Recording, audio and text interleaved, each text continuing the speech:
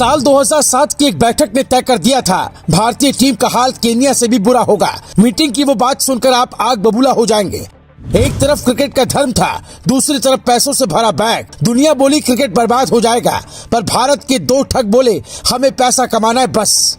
2007 में धोनी ने लिखा इतिहास, जज से लेकर कोर्ट तक को कहना पड़ा पैसा नहीं क्रिकेट जरूरी है, पर नोटों की आंधी में उड़ गया भारत का भविष्य। ये कहानी उस दौर की जब बॉलीवुड की फिल्में 100 करोड़ नहीं कमा पाती थी। क्रिकेट में माफियाओं की एंट्री हो रही थी। बार में शराब पीकर नाचने वालों के हाथों में कमान आ गई।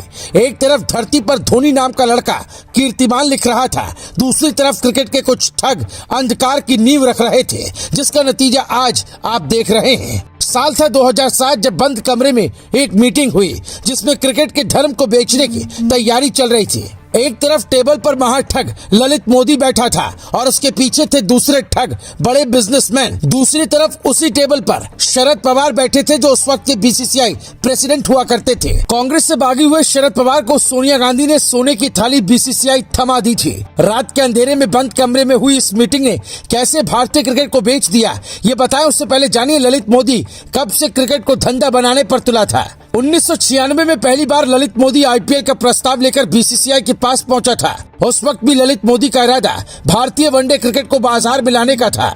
उसने ESPN के साथ साझेदारी की और बीसीसीआई को पढ़ाया कि बहुत ज्यादा पैसा मिलेगा। बीसीसीआई ने पहले मंजूरी भी दे दी, पर बाद में रिश्वत मांगने की वजह से डील अटक गई। लेकिन भारतीय क्रिकेट बोर्ड के मुंह को पैसे का खून लग गया था।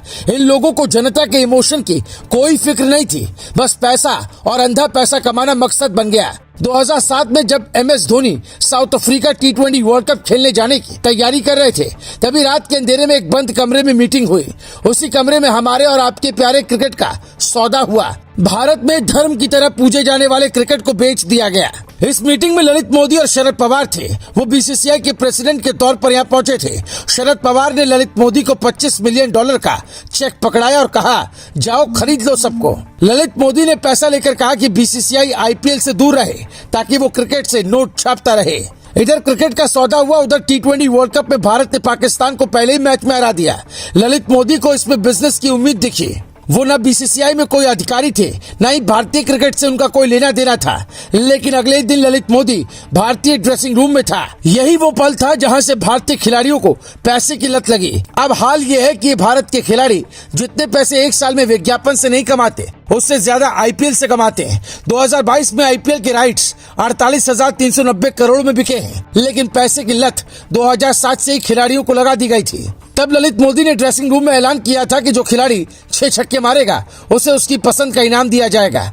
टीम के प्लेयर्स ने रोलेक्स घड़ी का सुझाव दिया, लेकिन ललित मोदी ने उनकी उम्मीद से कई गुना बड़े गिफ्ट का ऐलान कर दिया। ललित मोदी खिलाड़ियों को पैसे के फेर में फंसाना चाहता था। उसने कहा कि 6 छक्के मारने वाले को चमचमाती पोर्शे कार दी जाएगी। कुछ दिन बाद ही युवराज सिंह ने इंग्लैंड के खिलाफ 6 छक्के जड़ दिए और ऐसे भारतीय क्रिकेट की बर्बादी की गाथा लिख दी गई। उसके बाद से टीम इंडिया का हाल ऐसा हो गया कि एक भी T20 वर्ल्ड कप नहीं जीत पाई है। 2021 में तो लीग स्टेज से ही बाहर हो गई थी। पहला वर्ल्ड कप जीतने वाली टीम को खुली बस में घुमाने का आइडिया भी ललित मोदी ने ही दिया था। क्रिकेट में चीयर लीडर्स को नचाने का कल्चर वो अमेरिका से सीख कर आया था, जिसने भारतीय संस्कृति को ठेस पहुंचाई। IPL में कई बार फिक्सिंग के आरोप भी लगे, मामला सुप्रीम कोर्ट तक पहुंचा, लेकिन पैसे के खेल में सब दब गया और दम घुट गया भारतीय क्रिकेट का। Bureau report, global Bharat TV।